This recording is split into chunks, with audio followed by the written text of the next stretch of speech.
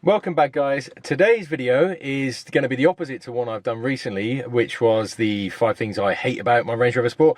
This one is going to be 5 things I love about my Range Rover Sport. Been meaning to do it for a little while now, finally got around to it. There's quite a few things. Obviously trying to pick 5 wasn't that difficult. I've had it for 6 years now, so clearly I like the car enough to have kept it that period of time. I think the first thing for me, the reason I love it so much is because it just does everything. If you've never had a Range Rover or Range Rover Sport before, when you get one, you'll just see how versatile they are. They can literally just do whatever you want.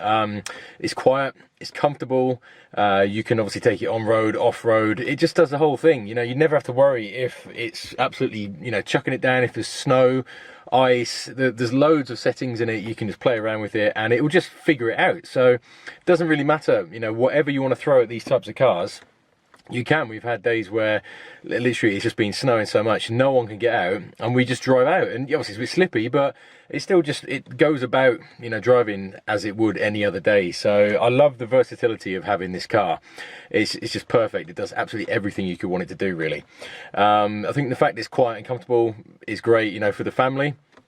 But likewise, if you've got really kind of crappy weather, it just deals with it. And you want to go off in the fields, or if you go off, and not that you take these proper off-roading, they are kind of Chelsea tractors, I guess, but if you do want to go out to the farms and stuff, it does that. You just go and park it up in a field and it will find its way out. Even with, it's got like Pirelli road tires on it, it just deals with it. It's great.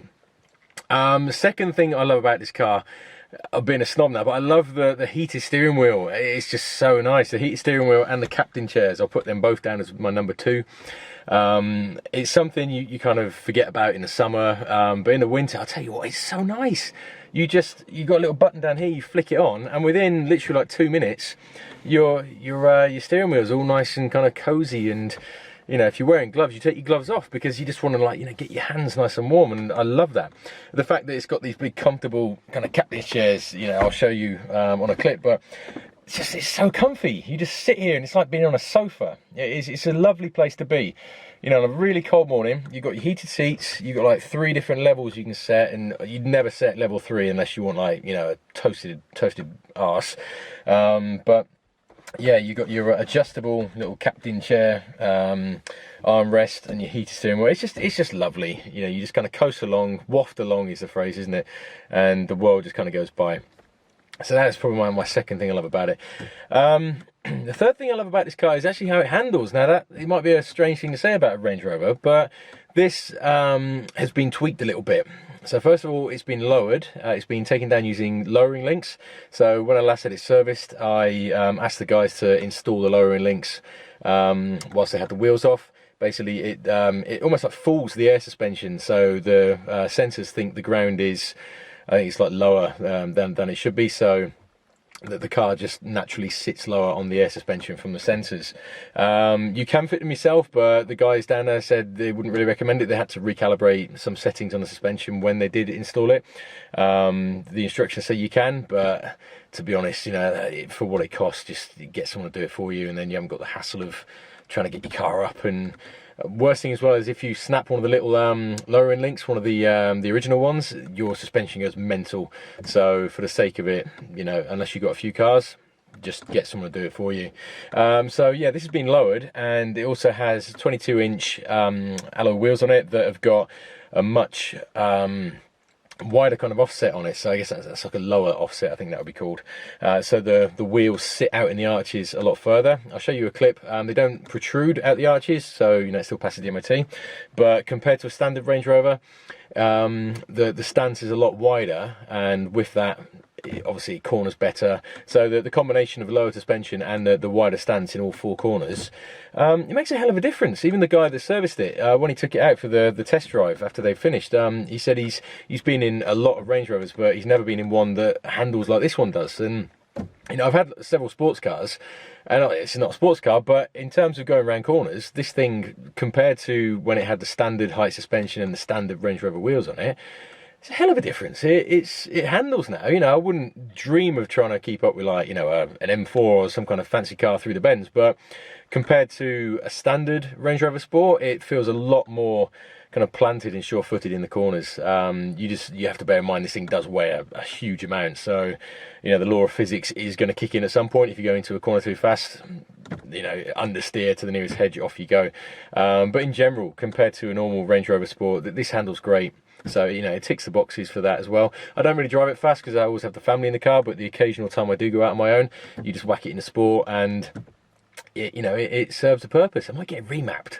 Should I get it remapped? That might be interesting. There's a good company that does remaps for the Defender, so that's probably going to get done. And if they do that, then I might get them to do this at the same time. The fourth thing I love about this car is how it looks. It's a dated model now. It's a 2011, so it's the L320, I think it is the code, the model. But in terms of how it looks, I really like it. The new ones, they're starting to grow on me. They've taken a long time. When they first came out, I hated the look of them, but they definitely have grown on me. They look quite nice now. But I've got a penchant for this design. I think with the right kind of subtle mods, these can look really nice. And the older ones are 2005 to 2010, I think it is, before they did the facelift. They are starting to look quite dated. But again, you can get the body kits and the upgraded lights, so you can tweak them to look like the upgraded ones. And that has affected the residuals, so that's one thing I'm going to hate. I'm going to add that to this video, is the residuals. These things are worth nothing, after, what's this, like 8-9 years. They're worth pennies compared to what they used to be. But yeah, I love the look still. I think it's a nice look with the mods I've done to this. I like it. Let me know your thoughts if you like the look of it. And the fifth and final thing I love about my Range Rover, this is probably a controversial one as well, is the reliability. Now, most people, if you go onto the forums, will just see Range Rovers get slated for their reliability, their issues, they're faulty, they break down. What car doesn't though? That's my kind of argument to that. I've had several cars. Each car has had its own issues. I think the issue is when you go onto these, like the Facebook owners forums and the likes, people are very quick to leave a negative review of something. It's the same in life with everything, isn't it? If you go to a restaurant, you have a bad experience, people leave negative reviews quickly, much sooner than you'll think, oh, I had a nice time, I'll go in and leave them a 5-star. It's similar. People are always asking questions about, oh, my car's broken down, what's happened to this, why is this fallen off? So I think it gives almost like a false representation of the car in itself. Every car has reliability issues. Yeah, I do think to a degree Range Rovers perhaps do break down a bit more than a lot of other cars, for example. But I do think a lot of that is down to how well it's been maintained, and like the previous owners, if they've looked after their cars. This has only had 2 owners, me and the previous owner. It's got full service history, it's serviced on the dot, and I think that helps. All right, it's had like a few niggly things that you can learn about in my other videos, but in general, maybe I've been lucky, I don't know, but this thing has been reliable. I've had maybe like £2,000 or £3,000 worth, not even that, probably £2,000 worth of faults go wrong with it in 6 years. And yeah, you got the running costs, you got the tyres, the consumables, all that kind of stuff, but you can't really count that as reliability. That is just the running costs of owning a car. In comparison, my RS4, I had that 5 years. Nothing went wrong with that for 4 of those 5 years, and then it heard me say I'm going to sell it, and everything went wrong. The oil cooler broke, the DRC suspension broke. It's like £4,000 or £5,000 in the space of a month. But again, you put your man maths in, and you work that across 4 or 5 years, and it's quite affordable, or at least that's how I work. So yeah, there are faults with every car. I could change it.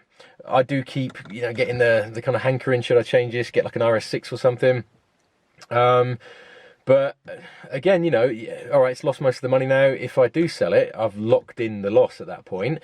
I buy, say, a 4 or 5 year old RS6 from a dealer. That's going to lose money straight away. That's going to have servicing costs. Things go wrong with the RS6. There's known faults with that as well.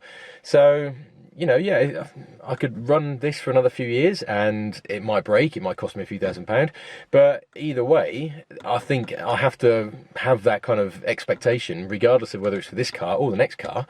Yeah, unless I start buying older cars that are potentially going to appreciate rather than depreciate, it's just a fact of owning cars, isn't it? They don't keep their value. They always lose their value, and that's how it is. So I think based on that, I'm going to keep this car. Touch wood, it's been reliable enough for me. I trust it.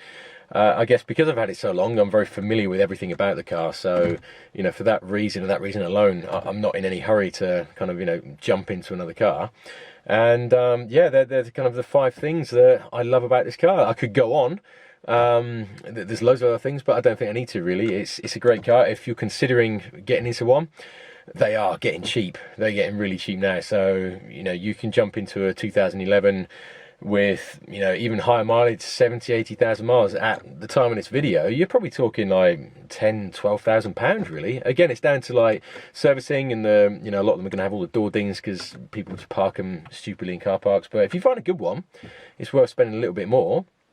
And yeah, you know, as far as my experience, you can't really go wrong with these cars. So yeah, that's my 5 things I love about the Range Rover Sport. I hope you liked the video. If you did, please hit the thumbs up, consider subscribing, and yeah, comment, let me know what you think of the Range Rover. If you own one, if you had issues with it, what do you think of the cars yourself? Thanks for watching.